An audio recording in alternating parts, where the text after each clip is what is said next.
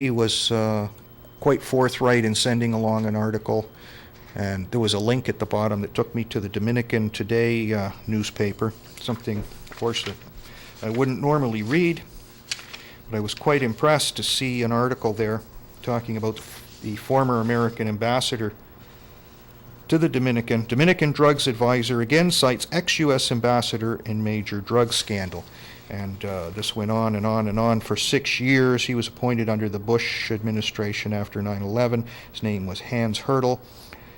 Of course, he's got connections through this shady drug network with characters in the CIA, the DEA, and some questionable advisors and such.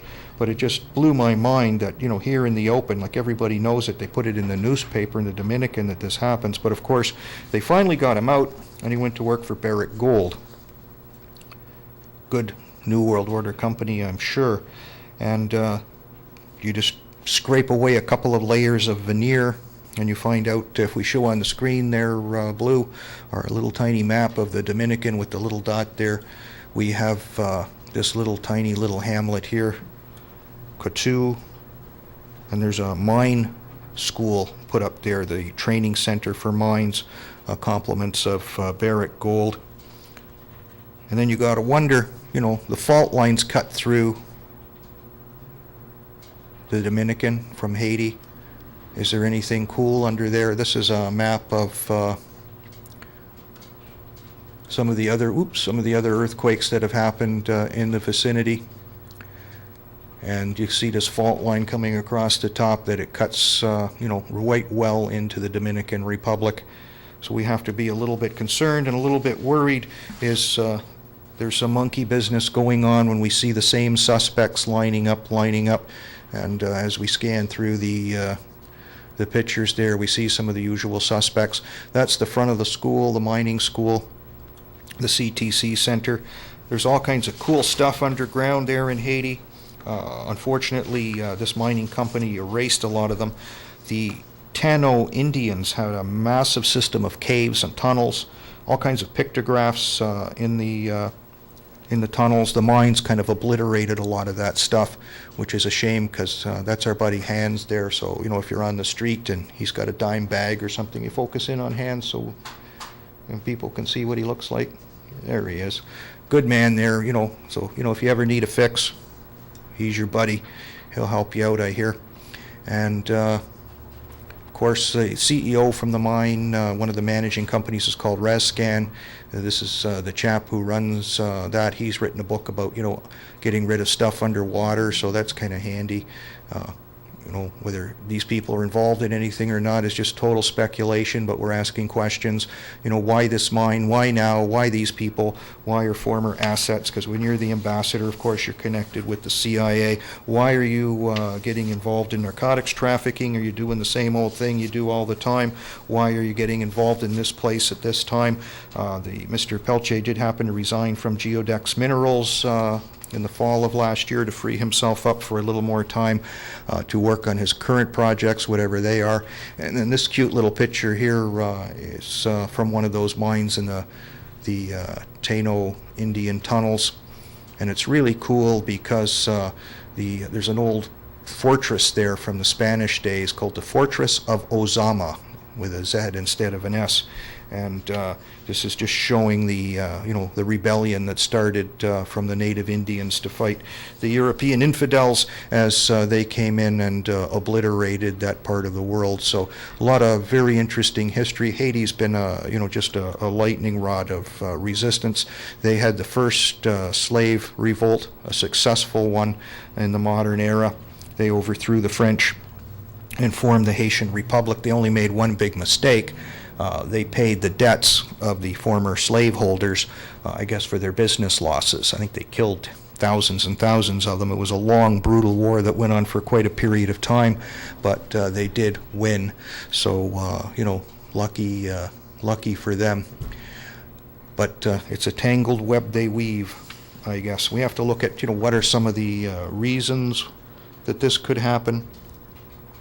It's just absolutely amazing what some of the reasons could be, but Daniel Ortega says that one of the reasons in his idea is that the Americans are looking to have a staging area so that they can come into his country and, of course, lay waste to whole villages of undesirables and such. So that pretty much seems to be a good reason, I guess. If there is a good reason to do something like this, it is worth, just having in the bag of tricks to look at. So we did say we have reasons to believe it's HAARP, and hopefully our reason is going to be there. Looks like they've already pulled that picture off the net here. Oh no, there we go. Can we zoom in on this baby here? This one's from China. UFO spotted in Xinjiang, China. This twinkling blue light in the sky. Well, this is just the eve before the earthquake. Is the HAARP machine sparking up? The blue light looks a lot like the blue light that we saw in Norway when our good buddy Obama was there. And, the evidence from HAARP, it comes out. You can't stop it. You can't stop it at all. So we're going to find out. It's just a matter of time. One of the other big ones from Australia, and this one leaves very little doubt that we're dealing with a very serious anomaly. And if we can zoom in on that picture there. Did you ever see a cloud like that? Perfect circle, absolutely symmetrical. No one's ever seen anything like that. So the people who monitor weather and are into this sort of thing, they picked up on that very, very quickly, that there's a very strange anomaly in the sky over Australia. And this is the actual web page from the Australian Weather Service, just showing the size of that. Australia is a very big continent. That's taking up, a whole section of one state. There's very little doubt. After it broke up, then it just kind of zooms away into this little dust cloud here. But just an absolutely amazing phenomena that has been seen in other places in the world. And it leaves very little doubt that you're dealing with a HAARP machine. The easy part for us is that's a giant bullseye, and that yellow line goes right to the middle of that bullseye. And if we just look and see what's there, because we are in the internet generation, it doesn't take too long. We see this thing dissipating over time, and then just turning into that little cloud that blows away, but very unusual particles. So we follow the dots, and there's our little dot there at the center. And you can move that over for you. That's as far as I go there. But this is a community in Australia I've never heard of before, in the state of Western Australia, called Kalgoorlie. And there isn't a whole lot in Kalgoorlie, so it doesn't take too long to find out what we're looking for. The little tiny picture on the top there, that's the Super Pit gold mine. That's one big-ass gold mine. 3.5 kilometers long at the start. It's going to rise till it's 3.9 kilometers. Presently it's 3.6, so we get those nice satanic references, 666, and when it's finished, 999, the inverted 666. Then we have to look at, well, gee, I wonder who owns that little puppy.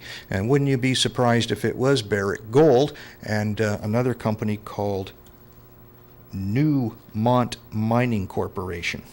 Newmont Mining Corporation got in the news when they were working in Peru. There was a little bit of a scandal about some things going on there, people being charged with various offenses, things going to the Peruvian Supreme Court. The individuals involved appealed to their brethren, who happened to be someone named Don Arabian, the CIA station chief in Peru. So he was put under a lot of pressure to back Newmont in this court case. Well, isn't that a fine kettle of fish? So the individual involved was an intelligence chief in Peru named Montesinos, is again seen with the now departing CIA station chief Don Arabian giving him a gift and thanking him for his help. He was giving Peru, stating, "We hope that when you're back there in Washington, you'll remember your friends." This was exposed on the TV show Frontline and in the New York Times, and it was broadcast around in various videos and such like that. Well, just isn't that wonderful? This company, Barrick Gold, both having connections to the CIA, even tenuous ones, just happen to be in the center of the bullseye of the weather modification. And if you were going to do